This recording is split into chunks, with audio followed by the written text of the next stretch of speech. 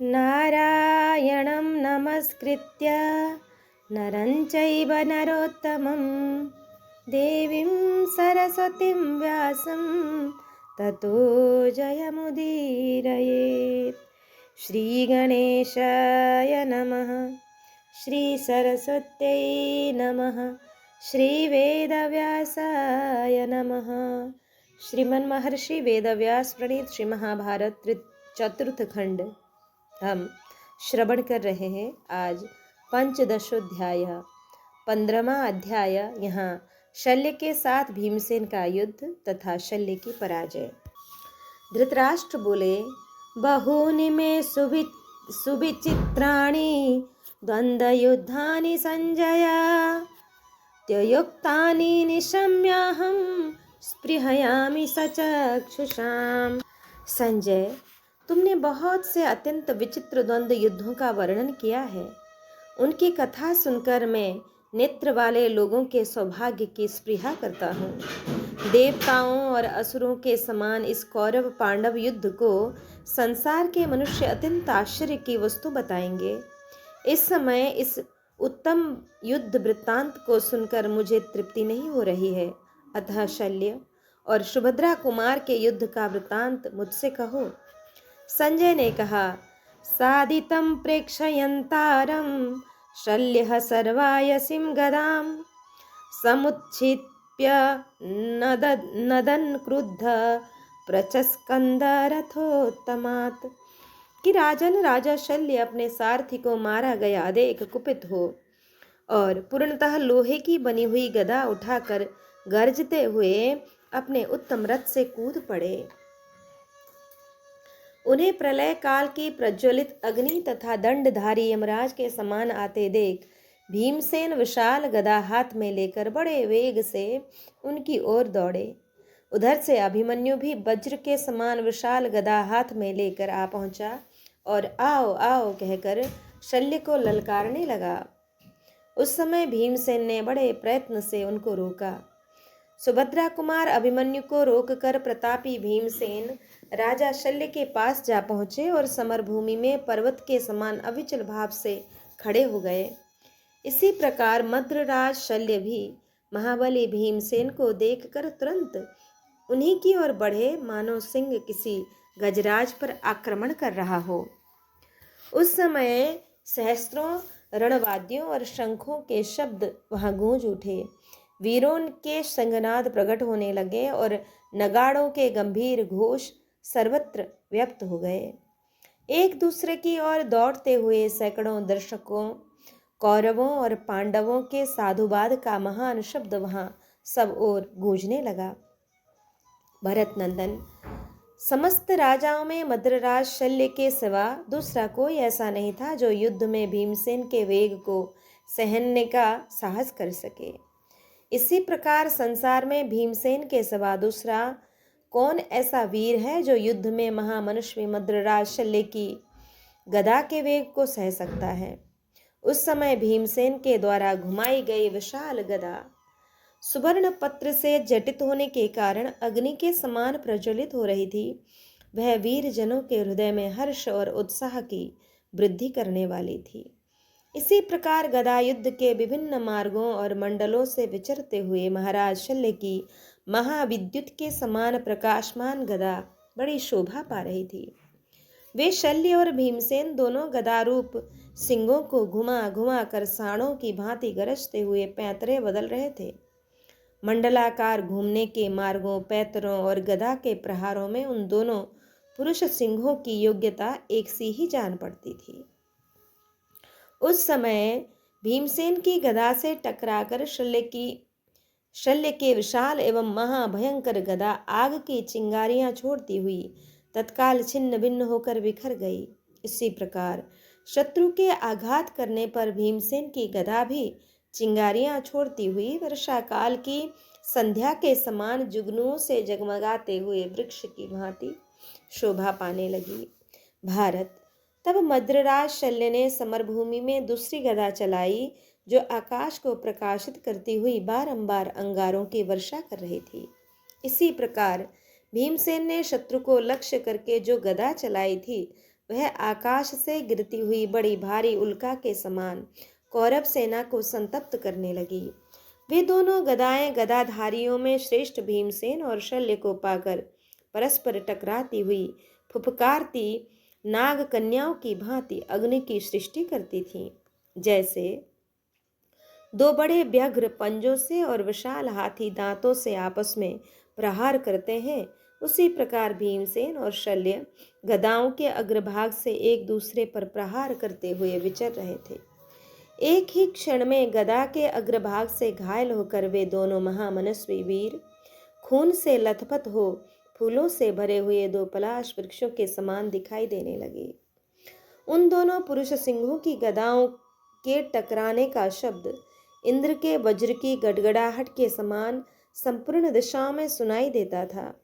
उस समय मद्रराज की गदा से बाएं दाएं चोट खाकर भी भीमसेन विचलित नहीं हुए। जैसे पर्वत वज्र का आघात सहकर भी अविचल भाव से खड़ा रहता है, उसी प्रकार भीमसेन की गदा के वेग से आहत होकर महाबली मद्रराज वज्राघात से पीड़ित पर्वत की भांति धैर्यपूर्वक खड़े रहे। वे दोनों महावेगशाली वीर गदा उठाए एक दूसरे पर टूट पड़े, फिर अंतर मार्ग में स्थित हो मंडलाकार गति से विचरने लगे। तत्पश्चात 8 पग चलकर दोनों दो हाथियों की भांति परस्पर टूट पड़े और सहसा लोहे के डंडों से एक दूसरे को मारने लगे। वे दोनों वीर परस्पर के वेग से और गदाओं द्वारा अत्यंत घायल हो दो इंद्र ध्वजों के समान एक ही समय पृथ्वी पर गिर पड़े। उस समय शल्य अत्यंत विह्वल होकर बारंबार लंबी सांस खींच रहे थे। इतने में ही महारथी कृतवर्मा तुरंत राजा शल्य के पास आ पहुंचा। महाराज, आकर उसने देखा कि राजा शल्य गदा से पीड़ित एवं मूर्छा से अचेत हो आहत हुए नाग की भांति छटपटा रहे हैं। यह देख महारथी कृतवर्मा युद्धस्थल में मद्रराज शल्य को अपने रथ पर बिठाकर तुरंत ही रणभूमि से बाहर हटा ले गए। तदंतर महाबाहुवीर भीमसेन भी मदोन्मत्त की भांति विह्वल हो पलक मारते मारते उठकर खड़े हो गए और हाथ में गदा लिए दिखाई देने लगे। आर्य, उस समय मद्रराज शल्य को युद्ध से विमुख हुआ देख हाथी घोड़े रथ और पैदल सैनिकों सहित आपके सारे पुत्र भय से कांप उठे। विजय से सुशोभित होने वाले पांडवों द्वारा पीड़ित हो आपके सभी सैनिक भयभीत हो हवा के उड़ाए हुए बादलों की भांति चारों दिशाओं में भाग गए। राजन, इस प्रकार आपके पुत्रों को जीतकर महारथी पांडव प्रज्वलित अग्नियों की भांति रणक्षेत्र में प्रकाशित होने लगे। उन्होंने हर्षित होकर बारंबार सिंहनाद किए और बहुत से शंख बजाए। साथ ही उन्होंने भेरी, मृदंग और आनक आदि वाद्यों को भी बजाया। यहाँ वृषसेन का पराक्रम, कौरव पांडव वीरों का तुमुल युद्ध, द्रोणाचार्य के द्वारा पांडव पक्ष के अनेक वीरों का वध तथा अर्जुन की विजय। संजय कहते हैं कि तद्बलं सुमहदतीर्णं त्वदीयं प्रेक्ष्य वीर्यवान् दधारैको रणे राजन् वृषसेनोस्त्रमायया। महाराज, आपकी विशाल सेना को तितर पितर हुई देख एकमात्र पराक्रमी वृषसेन ने अपने अस्त्रों की माया से रणक्षेत्र में उसे धारण किया, भागने से रोका। उस समय उस युद्धस्थल में वृषसेन के छोड़े हुए बाण, हाथी घोड़े रथ और मनुष्य को विदीर्ण करते हुए दसों दिशाओं में विचरने लगे। महाराज, जैसे ग्रीष्म ऋतु में सूर्य से निकलकर सहस्त्रों किरणें सब ओर फैलती हैं, उसी प्रकार वृषसेन के धनुष से सहस्त्रों तेजस्वी महाबाण निकलने लगे। राजन, जैसे प्रचंड आंधी से सहसा बड़े बड़े वृक्ष टूटकर गिर जाते हैं, उसी प्रकार वृषसेन के द्वारा पीड़ित हुए रथी और अन्य योद्धागण सहसा धरती पर गिरने लगे। नरेश्वर, उस महारथी वीर ने रणभूमि में घोड़ों, रथों और हाथियों के सैकड़ों हजारों समूह को मार गिराया। उसे अकेले ही समरभूमि में निर्भय विचरते देख सब राजाओं ने एक साथ आकर सब ओर से घेर लिया। इसी समय नकुल के पुत्र शतानीक ने वृषसेन पर आक्रमण किया और 10 मर्मभेदी नराचों द्वारा उसे बींध डाला। तब कर्ण के पुत्र ने शतानीक के धनुष को काट कर उनके ध्वज को भी गिरा दिया। यह देख अपने भाई की रक्षा करने के लिए द्रौपदी के दूसरे पुत्र भी वहां आ पहुंचे। उन्होंने अपने बाण समूह की वर्षा से कर्ण कुमार वृषसेन को अनायासी आच्छादित करके अदृश्य कर दिया। महाराज, यह देख अश्वत्थामा आदि महारथी सिंहनाद करते हुए उन पर टूट पड़े और जैसे मेघ पर्वतों पर जल की धारा गिराते हैं, उसी प्रकार वे नाना प्रकार के बाणों की वर्षा करते हुए तुरंत ही महारथी द्रौपदी पुत्रों को आच्छादित करने लगे। तब पुत्रों की प्राण रक्षा चाहने वाले पांडवों ने तुरंत आकर उन कौरव महारथियों को रोका। पांडवों के साथ पांचाल के मत्स्य और शिंजय देशीय योद्धा भी अस्त्र शस्त्र लिए उपस्थित थे। राजन, फिर तो दानवों के साथ देवताओं की भांति आपके सैनिकों के साथ पांडवों का अत्यंत भयंकर युद्ध छिड़ गया, जो रोंगटे खड़े कर देने वाला था। इस प्रकार एक दूसरे के अपराध करने वाले कौरव पांडव वीर परस्पर क्रोध पूर्वक दृष्टि से देखते हुए युद्ध करने लगे। क्रोधवश युद्ध करते हुए उन अमित तेजस्वी राजाओं के शरीर आकाश में युद्ध की इच्छा से एकत्र हुए पक्षीराज गरुड़ तथा नागों के समान दिखाई देते थे। भीम, कर्ण, कृपाचार्य, द्रोण, अश्वत्थामा, धृष्टद्युम्न तथा सात्यकी आदि वीरों से वह रण क्षेत्र ऐसी शोभा पा रहा था मानो वहां प्रलय काल के सूर्य का उदय हुआ हो। उस समय एक दूसरे पर प्रहार करने वाले उन महाबली वीरों में वैसा ही भयंकर युद्ध हो रहा था जैसे पूर्व काल में बलवान देवताओं के साथ महाबली दानवों का संग्राम हुआ था। तदंतर उत्ताल तरंगों से युक्त महासागर की भांति संहार करने लगी। महासागर की भांति गर्जना करती हुई युधिष्ठिर की सेना आपकी सेना का संहार करने लगी। इससे कौरव सेना के बड़े बड़े रथी भाग खड़े हुए। शत्रुओं के द्वारा अच्छी तरह रौंदी गई आपकी सेना को भागती देख द्रोणाचार्य ने कहा, शूरवीरों, तुम भागो मत, इससे कोई लाभ न होगा। उस समय द्रोणाचार्य में अमर्ष और पराक्रम दोनों का समावेश हुआ। उन्होंने धनुष की प्रत्यंचा को पोंछकर तुड़ीर से बाण निकाला और उस महान बाण एवं धनुष को हाथ में लेकर सारथी से इस प्रकार कहा कि द्रोणाचार्य बोले, सारथे यानि यत्रैव पांडरेण विराजता ध्रियामाणेन छत्रेण राजा तिष्ठति धर्मराट। सारथे, वही चलो जहाँ सुंदर श्वेत छत्र धारण किए धर्मराज राजा युधिष्ठिर खड़े हैं। यह धृतराष्ट्र की सेना तितर पितर हो अनेक भागों में बटी जा रही है। मैं युधिष्ठिर को रोककर इस सेना को स्थिर करूंगा, भागने से रोकूंगा। तात, ये पांडव, मत्स्य, पांचाल और समस्त सोमक वीर मुझ पर बाण वर्षा नहीं कर सकते। अर्जुन ने भी मेरी ही कृपा से बड़े बड़े शस्त्रों को प्राप्त किया है। तात, वे भीमसेन और सात्यकी भी मुझसे लड़ने का साहस नहीं कर सकते। अर्जुन मेरे ही प्रसाद से महान धनुर्धर हो गए हैं। धृष्टद्युम्न भी मेरे ही दिए हुए अस्त्रों का ज्ञान रखता है। तात सारथे, विजय की अभिलाषा रखने वाले वीर के लिए यह प्राणों की रक्षा करने का अवसर नहीं है। तुम स्वर्ग प्राप्ति का उद्देश्य लेकर यश और विजय के लिए आगे बढ़ो।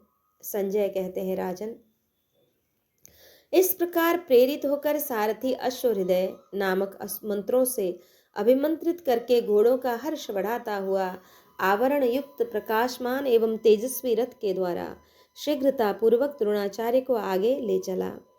उस समय करुष, मत्स्य, चेदी, सात्वत पांडव तथा पांचाल वीरों ने एक साथ आकर द्रोणाचार्य को रोका।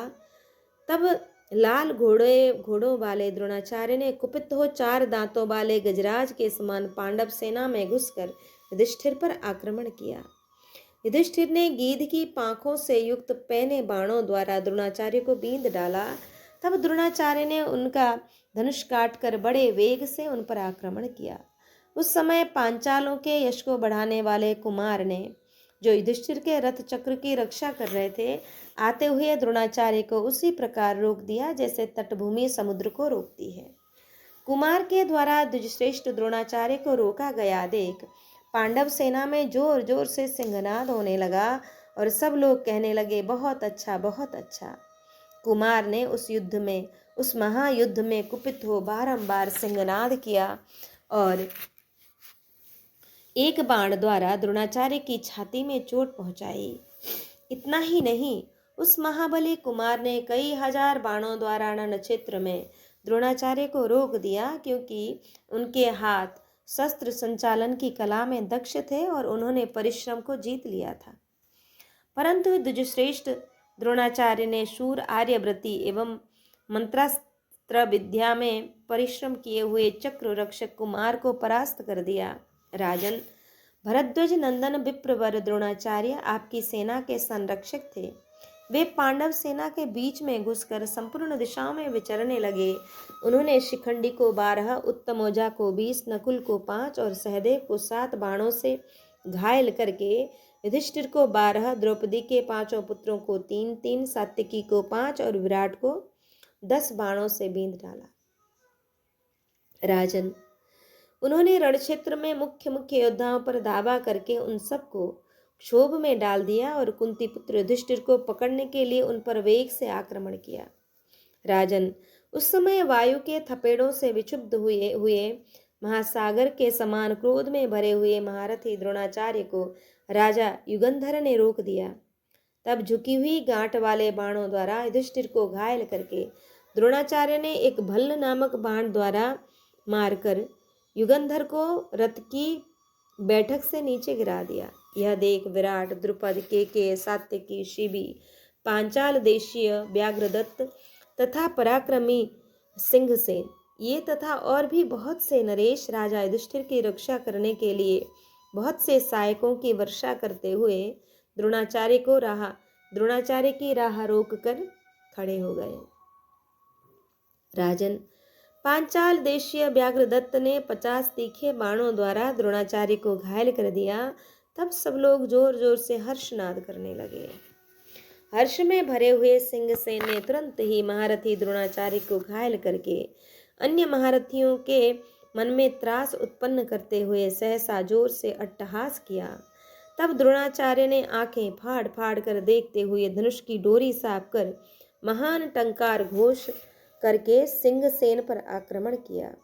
फिर बलवान द्रोण ने आक्रमण के साथ ही भल्ल नामक 2 बाणों द्वारा सिंहसेन और व्याघ्रदत्त के शरीर से उनके कुंडल मंडित मस्तक काट डाले। इसके बाद पांडवों के उन अन्य महारथियों को भी अपने बाण समूह से मथित करके विनाशकारी यमराज के समान वे युधिष्ठिर के रथ के समीप खड़े हो गए। राजन, नियम एवं व्रत का पालन करने वाले द्रोणाचार्य युधिष्ठिर के बहुत निकट आ गए। तब उनकी सेना के सैनिकों में महान हाहाकार मच गया। सब लोग कहने लगे, हाय, राजा मारे गए। वहां द्रोणाचार्य का पराक्रम देख कौरव सैनिक कहने लगे, आज राजा दुर्योधन अवश्य कृतार्थ हो जाएंगे। इस मुहूर्त में द्रोणाचार्य रणक्षेत्र में निश्चय ही राजा युधिष्ठिर को पकड़कर बड़े हर्ष के साथ हमारे राजा दुर्योधन के समीप ले आएंगे। राजन, जब आपके सैनिक ऐसी बातें कर रहे थे, उसी समय उनके समक्ष कुंती नंदन महारथी अर्जुन अपने रथ की घरघराहट से संपूर्ण दिशाओं को प्रतिध्वनित करते हुए बड़े वेग से आ पहुंचे। ये उस मार काट से भरे हुए संग्राम में रक्त की नदी बहा कर आए थे। उसमें शोणित ही जल रहा था। रथ की भंवरें उठ रही थी। शूरवीरों की हड्डियां उसमें शिलाखंड के समान बिखरी हुई थीं। प्रेतों के कंकाल उस नदी के कूल किनारे जान पड़ते थे, जिन्हें वह अपने वेग से तोड़ फोड़ कर बहाए लिए जाती थी। वाणों के समुदाय उसमें फेनों के बहुत बड़े ढेर के समान जान पड़ते थे। प्रास आदि शस्त्र उसमें मत्स्य के समान छाए हुए थे। उस नदी को वेग पूर्वक पार करके कौरव सैनिकों को भगाकर पांडुनंदन किरीटधारी अर्जुन ने सहसा द्रोणाचार्य की सेना पर आक्रमण किया। वे अपने बाणों के महान समुदाय से द्रोणाचार्य को मोह में डालते हुए से आच्छादित करने लगे। यशस्वी कुंती कुमार अर्जुन इतनी शीघ्रता के साथ निरंतर बाणों को धनुष पर रखते और छोड़ते थे कि किसी को इन दोनों क्रियाओं में तनिक भी अंतर नहीं दिखाई देता था। महाराज, न दिशाएं, न अंतरिक्ष, न आकाश और न पृथ्वी ही दिखाई देती थी। संपूर्ण दिशाएं बाणमय हो रही थी। राजन, उस रण क्षेत्र में गांडीवधारी अर्जुन ने बाणों के द्वारा महान अंधकार फैला दिया था। उसमें कुछ भी दिखाई नहीं देता था। सूर्यदेव अस्ताचल को चले गए। संपूर्ण जगत अंधकार से व्याप्त हो गया। उस समय न कोई शत्रु पहचाना जाता था, न मित्र। तब द्रोणाचार्य और दुर्योधन आदि ने अपनी सेना को पीछे लौटा लिया। शत्रुओं का मन अब युद्ध से हट गया है और वे बहुत डर गए हैं। यह जानकर अर्जुन ने भी धीरे धीरे अपनी सेनाओं को युद्धभूमि से हटा लिया। उस समय हर्ष में भरे हुए पांडव, श्रींजय और पांचाल वीर जैसे ऋषिगण सूर्यदेव की स्तुति करते हैं, उसी प्रकार मनोहर वाणी से कुंती कुमार अर्जुन के गुणगान करने लगे। इस प्रकार अर्जुन को जीतकर सब सेनाओं के पीछे श्री कृष्ण सहित अर्जुन बड़ी प्रसन्नता के साथ अपने शिविर को गए। जैसे नक्षत्रों द्वारा चितकबरे प्रतीत होने वाले आकाश में चंद्रमा सुशोभित होते हैं, उसी प्रकार इंद्रनील, पद्मराग, सुवर्ण, वज्रमणि, मूंगे तथा स्फटिक आदि प्रधान प्रधान मणिरत्नों से विभूषित विचित्र रथ में बैठे हुए पांडुनंदन अर्जुन शोभा पा रहे थे। यहाँ सप्तकवध पर्व। यहाँ सुशर्मा आदि सप्तक वीरों की प्रतिज्ञा तथा अर्जुन का युद्ध के लिए उनके निकट जाना। संजय कहते हैं, ते सेने शिविरं गत्वा न्याभिषेतां विषंपते यथा भागं यथा न्यायं यथा गुल्मं च सर्वशः। प्रजानाथ, वे दोनों सेनाएं अपने शिविर में जाकर ठहर गईं। जो सैनिक जिस विभाग और जिस सैन्य दल में नियुक्त थे, उसी में यथायोग्य स्थान पर जाकर सब और ठहर गए। सेनाओं को युद्ध से लौटाकर द्रोणाचार्य मन ही मन अत्यंत दुखी हो दुर्योधन की ओर देखते हुए लज्जित होकर बोले, राजन, मैंने पहले ही कह दिया था कि अर्जुन के रहते हुए संपूर्ण देवता भी युद्ध में युधिष्ठिर को पकड़ नहीं सकते हैं। तुम सब लोगों के प्रयत्न करने पर भी उस युद्धस्थल में अर्जुन ने मेरे पूर्वोक्त कथन को सत्य कर दिखाया है। तुम मेरी बात पर संदेह न करना। वास्तव में श्री कृष्ण और अर्जुन मेरे लिए अजेय हैं। राजन, यदि किसी उपाय से श्वेतवाहन अर्जुन दूर हटा दिए जाएं, तो ये राजा युधिष्ठिर मेरे वश में आ जाएंगे। यदि कोई वीर अर्जुन को युद्ध के लिए ललकार कर दूसरे स्थान में खींच ले जाए, तो वह कुंती कुमार उसे परास्त किए बिना किसी प्रकार नहीं लौट सकता। नरेश्वर, इस सूने अवसर में मैं धृष्टद्युम्न के देखते देखते पांडव सेना को विदीर्ण करके धर्मराज युधिष्ठिर को अवश्य पकड़ लूंगा। अर्जुन से अलग रहने पर यदि पांडुनंदन युधिष्ठिर मुझे निकट आते देख युद्धस्थल का परित्याग नहीं कर देंगे, तो तुम निश्चय समझो वे मेरी पकड़ में आ जाएंगे। और महाराज, यदि अर्जुन के बिना 2 घड़ी भी युद्ध भूमि में खड़े रहे, तो मैं तुम्हारे लिए धर्मपुत्र पांडुनंदन युधिष्ठिर को आज उनके गणों सहित अवश्य पकड़ लाऊंगा, इसमें संदेह नहीं है। और यदि वे संग्राम में भाग जाते हैं, तो यह हमारी विजय से भी बढ़कर है। संजय कहते हैं कि राजन, द्रोणाचार्य का यह वचन सुनकर उस समय भाइयों सहित त्रिगर्तराज सुशर्मा ने इस प्रकार कहा, महाराज, गांडीवधारी अर्जुन ने हमेशा हम लोगों का अपमान ही किया है। यद्यपि हम सदा निरपराध रहे हैं, तो भी उनके द्वारा सर्वदा हमारे प्रति अपराध किया गया है। हम पृथक पृथक किए गए उन अपराधों को याद करके क्रोधाग्नि से दग्ध होते रहते हैं तथा रात में हमें नींद नहीं आती, कभी नींद भी नहीं आती है। अब हमारे सौभाग्य से अर्जुन स्वयं ही अस्त्र शस्त्र धारण करके आंखों के सामने आ गए हैं। इस दशा में हम मन ही मन जो कुछ करना चाहते थे वह प्रतिशोधात्मक कार्य अवश्य करेंगे। उससे आपका तो प्रिय होगा ही, हम लोगों के सुयश की भी वृद्धि होगी। हम इन्हें युद्धस्थल से बाहर खींच ले जाएंगे और मार डालेंगे। आज हम आपके सामने यह सत्य प्रतिज्ञा पूर्वक कहते हैं कि यह भूमि या तो अर्जुन से सूनी हो जाएगी या त्रिगर्तों में से कोई इस भूतल पर नहीं रह जाएगा। मेरा यह कथन कभी मिथ्या नहीं होगा। भरत नंदन, सुशर्मा के ऐसा कहने पर सत्यरथ, सत्यवर्मा, सत्यव्रत, सत्यशु तथा सत्यकर्मा नाम वाले उसके 5 भाइयों ने भी इसी प्रतिज्ञा को दोहराया। उसके साथ 10,000 रथियों की सेना भी थी। महाराज, ये लोग युद्ध के लिए शपथ खाकर लौटे थे।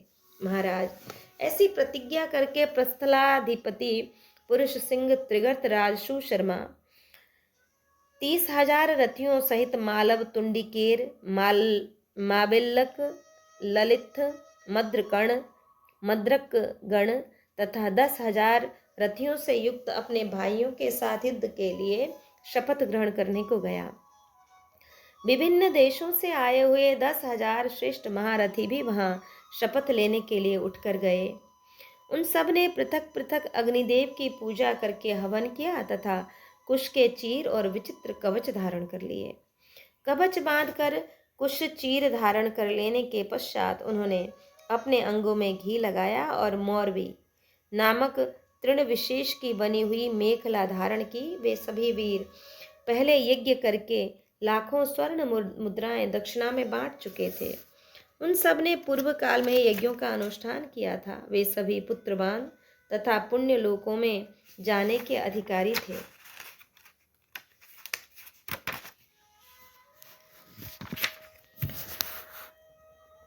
उन्होंने अपने कर्तव्य को पूरा कर लिया था। वे हर्षपूर्वक युद्ध में अपने शरीर का त्याग करने को उद्यत थे और अपने आप को यश एवं विजय से संयुक्त करने जा रहे थे। ब्रह्मचर्य पालन, वेदों के स्वाध्याय तथा पर्याप्त दक्षिणा वाले यज्ञों के अनुष्ठान आदि साधनों से जिन पुण्य लोकों की प्राप्ति होती है, उन सब में वे उत्तम युद्ध के द्वारा ही शीघ्र पहुंचने की इच्छा रखते थे। ब्राह्मणों को भोजन आदि से तृप्त करके उन्हें अलग अलग स्वर्ण मुद्राओं, गौओं तथा वस्त्रों की दक्षिणा देकर परस्पर बातचीत करके उन्होंने वहां एकत्र हुए श्रेष्ठ ब्राह्मणों द्वारा स्वस्ति वाचन कराया, आशीर्वाद प्राप्त किया और हर्षोल्लास पूर्वक निर्मल जल का स्पर्श करके अग्नि को प्रज्वलित किया। फिर समीप आकर युद्ध का व्रत के ले अग्नि के सामने ही दृढ़ निश्चय पूर्वक प्रतिज्ञा की। उन सभी ने समस्त प्राणियों के सुनते हुए अर्जुन का वध करने के लिए प्रतिज्ञा की और उच्च स्वर से यह बात कही, यदि हम लोग अर्जुन को युद्ध में मारे बिना लौट आवें अथवा उनके बाणों से पीड़ित हो भय के कारण युद्ध से परांगमुख हो जाएं, तो हमें वे ही पापमय लोक प्राप्त हों। जो व्रत का पालन न करने वाले, ब्रह्म हत्यारे, मद्य पीने वाले, गुरु स्त्रीगामी, ब्राह्मण के धन का अपहरण करने वाले, राजा की दी हुई जीविका को छीन लेने वाले, शरणागत को त्याग देने वाले, याचक को मारने वाले, घर में आग लगाने वाले, गोवध करने वाले, दूसरे की बुराई में लगे रहने वाले, ब्राह्मणों से द्वेष रखने वाले, ऋतुकाल में भी मोहवश अपनी पत्नी के साथ समागम न करने वाले, श्राद्ध के दिन मैथुन करने वाले, अपनी जाति छिपाने वाले, धरोहर को हड़प लेने वाले, अपनी प्रतिज्ञा तोड़ने वाले, नपुंसक के साथ युद्ध करने वाले, नीच पुरुषों का संग करने वाले, ईश्वर और परलोक पर विश्वास न करने वाले, अग्नि, माता और पिता की सेवा का परित्याग करने वाले, खेती को पैरों से कुचल कर नष्ट कर देने वाले, सूर्य की ओर मुंह करके मूत्र त्याग करने वाले तथा पाप परायण पुरुष को प्राप्त होते हैं। यदि आज हम युद्ध में अर्जुन को मार कर लोक में असंभव माने जाने वाले कर्म को भी कर लेंगे, तो मनोवांछित पुण्य लोकों को प्राप्त करेंगे, इसमें संशय नहीं है। राजन, ऐसा कहकर वे वीर संसप्तक गण उस समय अर्जुन को ललकारते हुए युद्धस्थल में दक्षिण दिशा की ओर जाकर खड़े हो गए। उन पुरुष सिंह सप्तकों द्वारा ललकारे जाने पर शत्रु नगरी पर विजय पाने वाले कुंती कुमार अर्जुन तुरंत ही धर्मराज युधिष्ठिर से इस प्रकार बोले, राजन, मेरा यह निश्चित व्रत है कि यदि कोई मुझे युद्ध के लिए बुलाए तो मैं पीछे नहीं हटूंगा। ये समशप्तक मुझे महायुद्ध में बुला रहे हैं। यह सुशर्मा अपने भाइयों के साथ आकर मुझे युद्ध के लिए ललकार रहा है। अतः गणों सहित इस सुशर्मा का वध करने के लिए मुझे आज्ञा देने की कृपा कीजिए। पुरुष प्रवर, मैं शत्रुओं की यह ललकार नहीं सह सकता। आपसे सच्ची प्रतिज्ञा पूर्वक कहता हूं कि इन शत्रुओं को युद्ध में मारा गया ही समझ लीजिए। युधिष्ठिर बोले कि तात, द्रोणाचार्य क्या करना चाहते हैं यह तो तुमने अच्छी तरह सुन ही लिया होगा। उनका यह संकल्प जैसे भी झूठा हो जाए वही तुम करो। महारथी वीर आचार्य द्रोण बलवान, शौर्य संपन्न और अस्त्र विद्या में निपुण हैं। उन्होंने परिश्रम को जीत लिया है तथा वे मुझे पकड़कर दुर्योधन के पास ले जाने की प्रतिज्ञा कर चुके हैं। तब अर्जुन बोले, राजन, ये पांचाल कुमार सत्यजीत आज युद्धस्थल में आपकी रक्षा करेंगे। इनके जीते जी आचार्य अपनी इच्छा पूरी नहीं कर सकेंगे। प्रभु, यदि पुरुष सिंह सत्यजीत रणभूमि में वीर गति को प्राप्त हो जाएं, तो आप सब लोगों के साथ होने पर भी किसी तरह युद्ध में न ठहरिएगा। संजय कहते हैं, राजन, तब राजा युधिष्ठिर ने अर्जुन को जाने की आज्ञा दे दी और उनको हृदय से लगा लिया। प्रेम पूर्वक उन्हें बार बार देखा और आशीर्वाद दिया। तदंतर बलवान कुंती कुमार अर्जुन राजा युधिष्ठिर को वहीं छोड़कर त्रिगर्तों की ओर बढ़े, मानो भूखा सिंह अपनी भूख मिटाने के लिए मृगों के झुंड की ओर जा रहा हो। तब दुर्योधन की सेना बड़ी प्रसन्नता के साथ अर्जुन के बिना राजा युधिष्ठिर को कैद करने के लिए अत्यंत क्रोध पूर्वक प्रयत्न करने लगी। तत्पश्चात दोनों सेनाएं बड़े वेग से परस्पर भिड़ गईं, मानो वर्षा ऋतु में जल से लबालब भरी हुई गंगा और सरयू वेग पूर्वक आपस में मिल रही हों। संजय कहते हैं, तथा संशप्तका राजन समे देशे व्यवस्थितः व्यूहनीकं रथैरेव चंद्राकारं मुदायुतः। राजन, तदंतर समसप्तक योद्धा रथों द्वारा ही सेना का चंद्राकार व्यूह बनाकर समतल प्रदेश में प्रसन्नता पूर्वक खड़े हो गए। आर्य किरीटधारी अर्जुन को आते देख पुरुष सिंह संशप्तक हर्ष पूर्वक बड़े जोर से गर्जना करने लगे। उस समय उस सिंहनाद ने संपूर्ण दिशाओं विदिशाओं तथा आकाश को व्याप्त कर लिया। इस प्रकार संपूर्ण लोक व्याप्त हो जाने से वहां दूसरी कोई प्रतिध्वनि नहीं होती थी। अर्जुन ने उन सबको अत्यंत हर्ष में भरा हुआ देख किंचित मुस्कुराते हुए भगवान श्री कृष्ण से इस प्रकार कहा कि देवकी नंदन, देखिए तो सही, ये त्रिगर्त देशीय सुशर्मा आदि सब भाई मृत्यु के निकट पहुंच गए हैं। आज युद्धस्थल में जहां इन्हें रोना चाहिए वहां ये हर्ष से उछल रहे हैं। अथवा इसमें संदेह नहीं कि यह इन त्रिगर्तों के लिए हर्ष का ही अवसर है, क्योंकि ये उन परम उत्तम लोकों में जाएंगे जो दुष्ट मनुष्यों के लिए दुर्लभ है। भगवान ऋषिकेश से ऐसा कहकर महाबाहु अर्जुन ने युद्ध में त्रिगर्तों की व्यूहकार खड़ी हुई सेना पर आक्रमण किया। भगवान ऋषिकेश से ऐसा कहकर महाबाहु अर्जुन ने युद्ध में त्रिगर्तों की व्यूहाकार खड़ी हुई सेना पर आक्रमण किया। उन्होंने सुवर्ण जडित देवदत्त नामक शंख लेकर उसकी ध्वनि से संपूर्ण दिशाओं को परिपूर्ण करते हुए बड़े वेग से बजाया। उस शंखनाद से भयभीत हो वह समशप्तक सेना युद्ध भूमि में लोहे की प्रतिमा के समान निश्चेष्ट खड़ी हो गई। भरत श्रेष्ठ, वह निश्चेष्ट हुई ऐसी सेना सुशोभित हुई मानो कुशल कलाकारों द्वारा चित्रपट में अंकित की गई हो। संपूर्ण आकाश में फैले हुए उस शंखनाद से समूची पृथ्वी महासागर को भी प्रतिध्वनित कर दिया। उस ध्वनि से संपूर्ण सैनिकों के कान बहरे हो गए। उनके घोड़े आंखें फाड़ फाड़ कर देखने लगे। उनके कान और गर्दन स्तब्ध हो गए, चारों पैर अकड़ गए और वे मूत्र के साथ साथ रुधिर का भी त्याग करने लगे। थोड़ी देर में चेत होने पर समसप्तकों ने अपनी सेना को स्थिर किया और एक साथ ही पांडुपुत्र अर्जुन पर कंक पक्षी की पांख वाले बाणों के वर्षा आरंभ कर दी।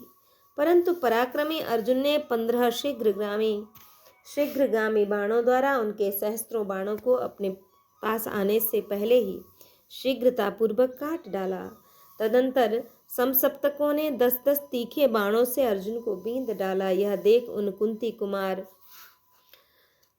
कुंती कुमार ने भी 3-3 बाणों से समसप्तकों को घायल कर दिया।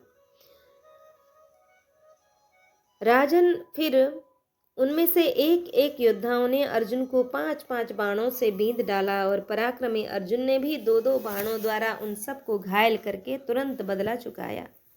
तत्पश्चात अत्यंत कुपित हो समसप्तक ने पुनः श्री कृष्ण अर्जुन को पैने बाणों द्वारा उसी प्रकार परिपूर्ण करना आरंभ किया जैसे मेघ वर्षा द्वारा सरोवर को पूर्ण करते हैं।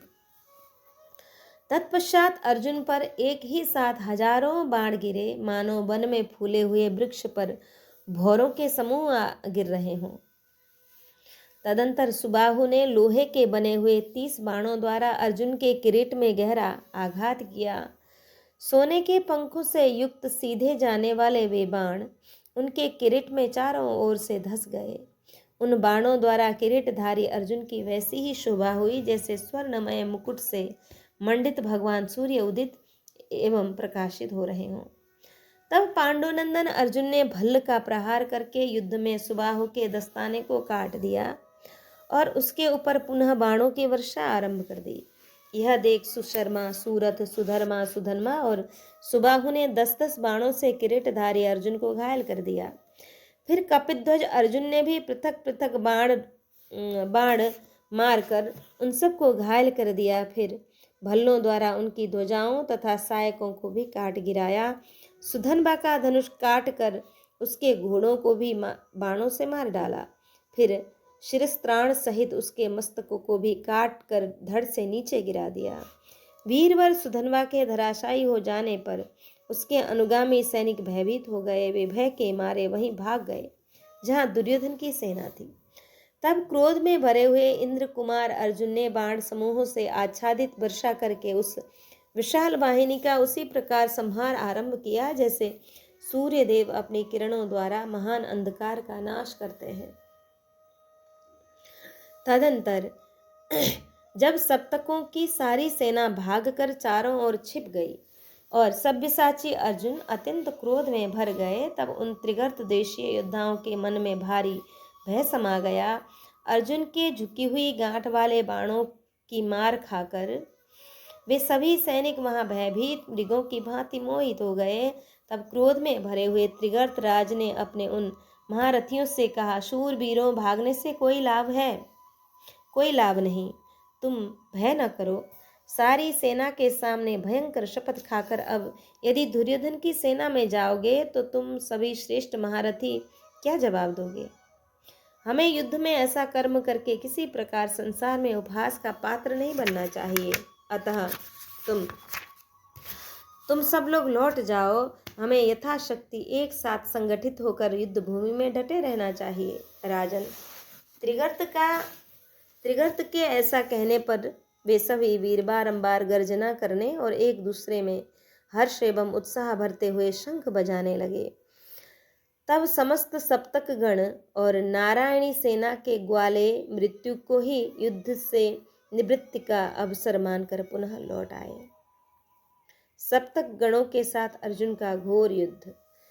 संजय कहते हैं, दृष्ट्वा तु संनिवृत्तास्तान् सप्तक गणान् समसप्तक गणान् पुनः वासुदेवं महात्मानं अर्जुनं समभाषत। राजन, उन सप्तक गणों को पुनः लौटा हुआ देख महारथी अर्जुन ने महात्मा श्री कृष्ण से कहा, ऋषिकेश, घोड़ों को इन सप्तक गणों की ओर ही बढ़ाइए। मुझे ऐसा जान पड़ता है ये जीते जी रणभूमि में परित्याग नहीं करेंगे, रणभूमि का परित्याग नहीं करेंगे। आज आप मेरे शस्त्र भुजाओं और धनुष का बल देखिए। क्रोध में भरे हुए रुद्रदेव जैसे पशुओं जगत के जीवों का संहार करते हैं, उसी प्रकार मैं भी इन्हें मार गिराऊंगा। तब श्री कृष्ण ने मुस्कुराकर अर्जुन की मंगल कामना करते हुए उनका अभिनंदन किया और दुर्धर्ष वीर अर्जुन ने जहां जहां जाने की इच्छा की वहीं वहीं उस रथ को पहुंचाया। रणभूमि में श्वेत घोड़ों द्वारा खींचा जाता हुआ वह रथ उस समय आकाश में उड़ने वाले विमान के समान अत्यंत शोभा पा रहा था। राजन, पूर्व काल में देवताओं और असुरों के संग्राम में इंद्र का रथ जिस प्रकार चलता था, उसी प्रकार अर्जुन का रथ भी कभी आगे बढ़कर और कभी पीछे हटकर मंडलाकार गति से घूमने लगा।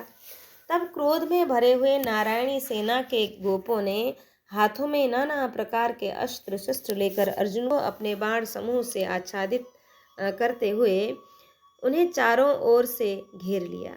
भरत श्रेष्ठ, उन्होंने दो ही घड़ी में श्री कृष्ण सहित कुंती कुमार अर्जुन को युद्ध में अदृश्य कर दिया। तब अर्जुन ने कुपित होकर युद्ध में अपना द्विगुण पराक्रम प्रकट करते हुए गांडीव धनुष को सब ओर से पहुंचकर उसे तुरंत हाथ में लिया। फिर पांडु कुमार ने भौहें टेढ़ी करके क्रोध को सूचित करने वाले अपने महान शंख देवदत्त को बजाया। तदंतर अर्जुन ने शत्रु समूह का नाश करने वाले त्वष्ट्र नामक अस्त्र का प्रयोग किया। फिर तो उस अस्त्र से सहस्त्रों रूप पृथक पृथक प्रकट होने लगे। अपने ही समान आकृति वाले उन नाना रूपों से मोहित हो वे एक दूसरे को अर्जुन मानकर अपने साथ तथा अपने ही सैनिकों पर प्रहार करने लगे। ये अर्जुन है, ये श्री कृष्ण है, ये दोनों अर्जुन और श्री कृष्ण है। इस प्रकार बोलते हुए वे मोहाच्छन्न हो युद्ध में एक दूसरे पर आघात करने लगे। उस दिव्यास्त्र से मोहित हो वे परस्पर आघात से क्षीण होने लगे।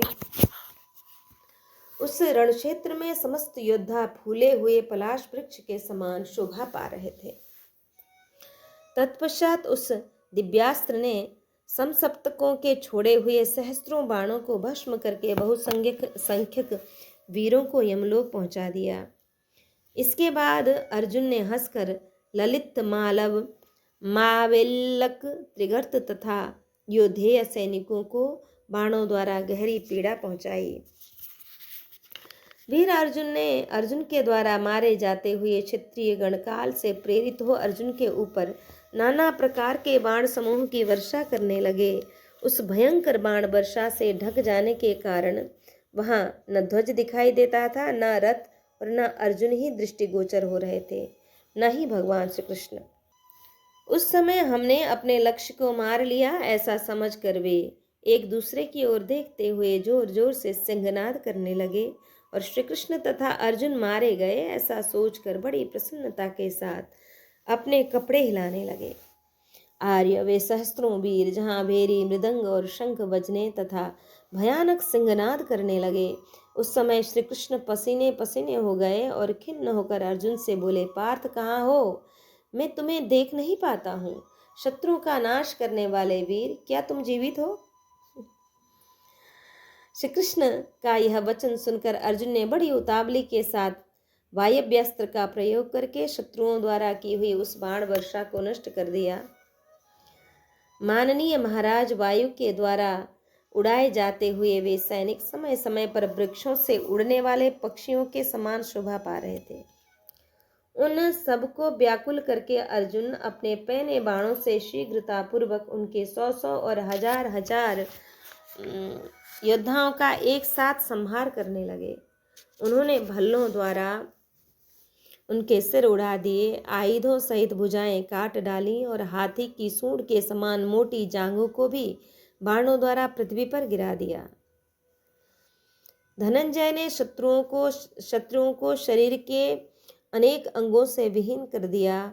किन्हीं की पीठ काट ली तो किन्हीं के पैर उड़ा दिए। कितने ही सैनिक बाहु, पसली और नेत्रों से वंचित होकर व्याकुल हो रहे थे। उन्होंने गंधर्व नगरों के समान प्रतीत होने वाले और विधिवत सजे हुए रथों के अपने बाणों द्वारा टुकड़े टुकड़े कर दिए और शत्रुओं को हाथी, घोड़े एवं रथों से वंचित कर दिए। वहां कहीं कहीं रथभर्ती ध्वजाओं के समूह ऊपर से कट जाने के कारण मुंडित तालवानों के समान प्रकाशित हो रहे थे। पताका, अंकुश और ध्वजाओं से विभूषित गजराज वहां इंद्र के वज्र के समान वृक्ष युक्त पर्वत के समान ऊपर चढ़े हुए योद्धाओं सहित धराशायी हो गए। चामर, माला और कवचों से युक्त बहुत से घोड़े अर्जुन के बाणों से मारे जाकर सवारों सहित धरती पर पड़े थे। उनकी आंतें और आंखें बाहर निकल आई थी। पैदल सैनिकों के खड्ग एवं नखर कटकर गिरे हुए थे। कवच रिष्टि और शक्तियों के टुकड़े टुकड़े हो गए थे। कवच कट जाने से अत्यंत दीन हो वे मरकर पृथ्वी पर पड़े थे। कितने ही वीर मारे गए थे और कितने ही मारे जा रहे थे। कुछ गिर गए थे और कुछ गिर रहे थे। कितने ही चक्कर काटते और आघात करते थे। इन सब के द्वारा वह युद्धस्थल अत्यंत क्रूरतापूर्ण जान पड़ता था। रक्त की वर्षा से वहां की उड़ती हुई भारी धूल राशि शांत हो गई और सैकड़ों कबंधों बिना सिर की लाशों और आच्छादित होने के कारण उस भूमि पर चलना कठिन हो गया। रण क्षेत्र में अर्जुन का वह भयंकर एवं विभत्स रथ प्रलय काल में पशुओं जगत के जीवों का संहार करने वाले रुद्रदेव के क्रीड़ास्थल सा प्रतीत हो रहा था। अर्जुन के द्वारा मारे जाते हुए रथ और हाथी व्याकुल होकर उन्हीं की ओर मुंह करके प्राण त्याग करने के कारण इंद्रलोक के अतिथि हो गए। भरत श्रेष्ठ, वहां मारे गए महारथियों से आच्छादित हुई वह सारी भूमि सब ओर से ओत प्रोत प्रेतों द्वारा घिरी हुई सी जान पड़ती थी। जब इधर सब्यसाची अर्जुन उस युद्ध में भली प्रकार लगे हुए थे, उसी समय अपनी सेना का व्यूह बनाकर द्रोणाचार्य ने युधिष्ठिर पर आक्रमण किया। व्यूह रचना पूर्वक प्रहार करने में कुशल योद्धाओं ने युधिष्ठिर को पकड़ने की इच्छा से तुरंत ही उन पर चढ़ाई कर दी। वह युद्ध बड़ा भयानक हुआ। यहाँ द्रोणाचार्य द्वारा गरुड़ व्यूह का निर्माण, युधिष्ठिर का भय, धृष्टद्युम्न का आश्वासन, धृष्टद्युम्न और दुर्मुख का युद्ध तथा संकुल युद्ध में गज सेना का संहार। संजय कहते हैं, पणि परिणाम्य निशातां तु भारद्वाजो महारथ उक्ता सुबहु राजेंद्र वचनम वै सुद्योधनम। कि राजेंद्र महारथी द्रोणाचार्य ने वह रात बिताकर दुर्योधन से बहुत कुछ बातें कहीं और समसप्तकों के साथ अर्जुन के युद्ध का योग लगा दिया। भरत श्रेष्ठ, फिर समसप्तकों का वध करने के लिए अर्जुन जब दूर निकल गए, तब सेना की व्यूह रचना करके धर्मराज युधिष्ठिर को पकड़ने के लिए द्रोणाचार्य ने पांडवों की विशाल सेना पर आक्रमण किया।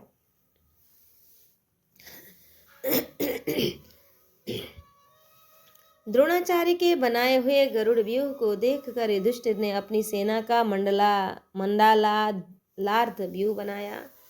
गरुड़ व्यूह में गरुड़ के मुंह के स्थान पर महारथी द्रोणाचार्य खड़े थे। शिरोभाग में भाइयों तथा अनुगामी सैनिकों सहित राजा दुर्योधन उपस्थित हुआ। बाण चलाने वालों में श्रेष्ठ कृपाचार्य और कृतवर्मा उस व्यूह की आंखों के स्थान पर स्थित हुए। भूत शर्मा, क्षेम शर्मा, पराक्रमी करकाश, कलिंग, सिंहल, पूर्व दिशा के सैनिक, शूर, आवीरगण, दाशेरक गण, शक, यवन, काम्बोज, सूरसेन, दरद, मद्र, केके तथा हंसपथ नाम वाले देशों के निवासी शूरवीर एवं हाथी सवार, घुड़सवार, रथी और पैदल सैनिकों के समूह उत्तम कवच धारण करके उस गरुड़ के ग्रीवाभाग में खड़े थे। भूरिश्रवा, शल्य, सोमदत्त तथा वाल्हीक ए वीरगण अक्षहिणी सेना के साथ व्यूह के दाहिने पार्श्व में स्थित थे। अवंती के विंद और अनुविंद तथा काम्बोज राज दक्षिण ये बाएं पार्श्व का आश्रय लेकर द्रोण पुत्र अश्वत्थामा के आगे खड़े हुए। पृष्ठभाग में कलिंग, अम्बष्ट, मगध, पौंड्र, मद्रक, गंधार, शकुन, पूर्व देश, पर्वतीय प्रदेश और बसाती आदि देशों के वीर थे। पुच्छ भाग में अपने पुत्र, जाति, भाई तथा कुटुंब के बंधु बांधवों सहित भिन्न भिन्न देशों के विशाल सेना साथ लिए विकर्तन पुत्र कर्ण खड़ा था। राजन, उस व्यूह के हृदय स्थान में जयद्रथ, भीमरथ, संपाति, ऋषभ, जय, भूमिंजय, वृषक्राश तथा महाबली निषधराज बहुत बड़ी सेना के साथ खड़े थे। ये सब के सब ब्रह्मलोक की प्राप्ति को लक्ष्य बनाकर लड़ने वाले तथा युद्ध की कला में निपुण थे। इस प्रकार पैदल, अश्वारोही, गजारोही तथा रथियों द्वारा आचार्य द्रोण का बनाया हुआ भयव्यूह वायु के झरोखों से उछलते हुए समुद्र के समान दिखाई देता था। उसके पक्ष और प्रपक्ष भागों को युद्ध की इच्छा रखने वाले योद्धा उसी प्रकार निकलने लगे जैसे वर्षा काल में विद्युत से प्रकाशित गरजते हुए मेघ संपूर्ण दिशाओं को प्रकट होने लगते हैं। राजन, उस व्यूह के मध्य भाग में विधिपूर्वक सजाए हुए हाथी पर आरूढ़ हो प्राग ज्योतिषपुर के राजा भगदत्त उदयाचल पर प्रकाशित होने वाले सूर्यदेव के समान सुशोभित हो रहे थे। राजन, सेवकों ने राजा भगदत्त के ऊपर मुक्ता मालाओं से अलंकृत श्वेत छत्र लगा रखा था। उनका वह छत्र कृत्तिका नक्षत्र के योग से युक्त पूर्णिमा के चंद्रमा की भांति शोभा दे रहा था। राजन, काली कज्जल राशि के समान मदांध गजराज अपने मस्तक की मद वर्षा के कारण महान मेघों की अतिवृष्टि से आर्द्र हुए विशाल पर्वत के समान शोभा पा रहे थे। जैसे इंद्र देवगणों से घिरकर सुशोभित होते हैं, उसी प्रकार भांति भांति के आयुधों और आभूषणों से विभूषित वीर एवं बहुसंख्यक पर्वतीय नृपतियों से घिरे हुए भगदत्त की बड़ी शोभा हो रही थी। राजा युधिष्ठिर ने द्रोणाचार्य के रचे हुए उस अलौकिक तथा शत्रुओं के लिए अजय व्यूह को देखकर युद्धस्थल में धृष्टद्युम्न से इस प्रकार कहा, कबूतर के समान रंग वाले घोड़ों पर चलने वाले वीर, आज तुम ऐसी नीति का प्रयोग करो जिससे मैं उस ब्राह्मण के वश में न होऊं। धृतराष्ट्र बोले, उत्तम व्रत का पालन करने वाले नरेश, द्रोणाचार्य कितना ही प्रयत्न क्यों न करें, आप उनके वश में नहीं होंगे। आज मैं सेवकों सहित द्रोणाचार्य को रोकूंगा। कुरुनंदन, मेरे जीते जी आपको किसी प्रकार भय नहीं करना चाहिए। द्रोणाचार्य रण क्षेत्र में मुझे किसी प्रकार जीत नहीं सकते हैं। संजय कहते हैं, महाराज, ऐसा कहकर कबूतर के समान रंग वाले घोड़े रखने वाले महाबली द्रुपद पुत्र ने बाणों का जाल सा बिछाते हुए स्वयं द्रोणाचार्य पर धावा किया, जिसका दर्शन अनिष्ट का सूचक था। उस धृष्टद्युम्न को सामने खड़ा देख द्रोणाचार्य क्षण भर में अत्यंत अप्रसन्न और उदास हो गए। महाराज, वह द्रोणाचार्य का वध करने के लिए पैदा हुआ था, इसलिए उसे देखकर मर्त्य भाव का आश्रय ले द्रोणाचार्य मोहित हो गए। राजन, शत्रुओं का संहार करने वाले आपके पुत्र दुर्मुख ने द्रोणाचार्य को उदास देख धृष्टद्युम्न को आगे बढ़ने से रोक दिया। वह द्रोणाचार्य का प्रिय करना चाहता था। भरतनंदन, उस समय शूरवीर धृष्टद्युम्न तथा दुर्मुख में तुमुल युद्ध होने लगा। धीरे धीरे उसने अत्यंत भयंकर रूप धारण कर लिया। धृष्टद्युम्न ने शीघ्र ही अपनी बाणों के जाल से दुर्मुख को आच्छादित करके महान बाण समूहों द्वारा द्रोणाचार्य को भी आगे बढ़ने से रोक दिया। द्रोणाचार्य को रोका गया देख आपका पुत्र अत्यंत प्रयत्न करके नाना प्रकार के बाण समूहों द्वारा धृष्टद्युम्न को मोहित करने लगा। वे दोनों पांचाल राजकुमार और कुरुकुल के प्रधान वीर जब युद्ध में पूर्णतः आसक्त हो रहे थे, उसी समय द्रोणाचार्य ने युधिष्ठिर की सेना को अपनी बाण वर्षा द्वारा अनेक प्रकार से तहस नहस कर डाला। जैसे वायु के वेग से बादल सब ओर से फट जाते हैं, उसी प्रकार युधिष्ठिर की सेनाएं भी कहीं कहीं से छिन्न भिन्न हो गईं। राजन, 2 घड़ी तक तो वह युद्ध देखने में बड़ा मनोहर लगा, परंतु आगे चलकर उनमें पागलों की तरह मर्यादा शून्य मारकाट होने लगी। नरेश्वर, उस समय वहां आपस में अपने पराये की पहचान नहीं हो पाती थी। केवल अनुमान अथवा नाम बताने से ही शत्रु मित्र का विचार करके युद्ध हो रहा था। उन वीरों के मुकुटों, हारों, आभूषणों तथा कवचों में सूर्य के समान प्रभामयी रश्मियां प्रकाशित हो रही थी। उस युद्धस्थल में फहराती हुई पताकाओं से युक्त रथों, हाथियों और घोड़ों का रूप बकपंक्तियों से चितकबरे प्रतीत होने वाले मेघों के समान दिखाई देता था। पैदलों को मार रहे थे, प्रचंड घोड़ों का संहार कर रहे थे। रथी रथियों का वध करते थे और हाथी बड़े बड़े हाथियों को चोट पहुंचा रहे थे, जिसके जिनके ऊपर ऊंची पताकाएं फहरा रही थी। उन गजराजों का शत्रु पक्ष के बड़े बड़े हाथियों के साथ क्षण भर में अत्यंत भयंकर संग्राम छिड़ गया। वे एक दूसरे से अपने शरीर को सटाकर आपस में खींचातानी करते थे। दांतों से दांतों पर टक्कर लगने से धूम सहित आग सी उठने लगती थी। उन हाथियों की पीठ पर फहराती हुई पताकाएं वहां से टूट टूट कर गिरने लगीं। उनके दांतों के आपस में टकराने से आग प्रज्वलित होने लगी। इससे वे आकाश में छाए हुए बिजली सहित मेघों के समान जान पड़ते थे। कोई हाथी दूसरे योद्धाओं को उठाकर फेंकते थे तो कोई गरज रहे थे और कुछ हाथी मरकर धराशायी हो रहे थे। उनकी लाशों से आच्छादित हुई भूमि शरद ऋतु के आरंभ में मेघों से आच्छादित आकाश के समान प्रतीत होती थी। बाण, तोमर तथा रिष्टि आदि अस्त्र शस्त्रों से मारे जाते हुए गजराजों का चित्कार प्रलय काल के मेघों की गर्जना के समान जान पड़ता था। कुछ बड़े हाथी तोमरों की मार से घायल हो रहे थे, कुछ बाणों की चोट से छत बिछत हो अत्यंत भयभीत हो गए थे और कुछ संपूर्ण हाथियों के शब्द का अनुसरण करते हुए उन्हीं की ओर बढ़े जा रहे थे। कुछ हाथी वहां हाथियों द्वारा दांतों से घायल किए जाने पर उत्पात काल के मेघों के समान भयंकर आर्तनाद कर रहे थे। कितने ही हाथी शत्रु पक्ष के श्रेष्ठ हाथियों द्वारा घायल हो युद्ध भूमि से विमुख कर दिए गए थे। वे पुनः महाबतों द्वारा उत्तम अंकुशों से हाके जाने पर अपनी ही सेना को रौंदते हुए पुनः लौट आए। महाबतों ने बाणों और तोमरों से महाबतों को भी घायल कर दिया। अतः वे हाथियों से पृथ्वी पर गिर पड़े और उनके आयुध एवं अंकुश हाथ से छूटकर इधर उधर जा गिरे। कितने ही गजराज मनुष्यों से शून्य हो इधर उधर चित्कार करते हुए फिर रहे थे। वे एक दूसरे की सेना में घुसकर फटे हुए बादलों के समान छिन्न भिन्न हो धरती पर गिर पड़े। कितने ही बड़े बड़े हाथी अपनी पीठ पर मरकर गिरे हुए आयुध शून्य सवारों को ढोते हुए अकेले विचरने वाले गजराजों के समान संपूर्ण दिशाओं में चक्कर लगा रहे थे।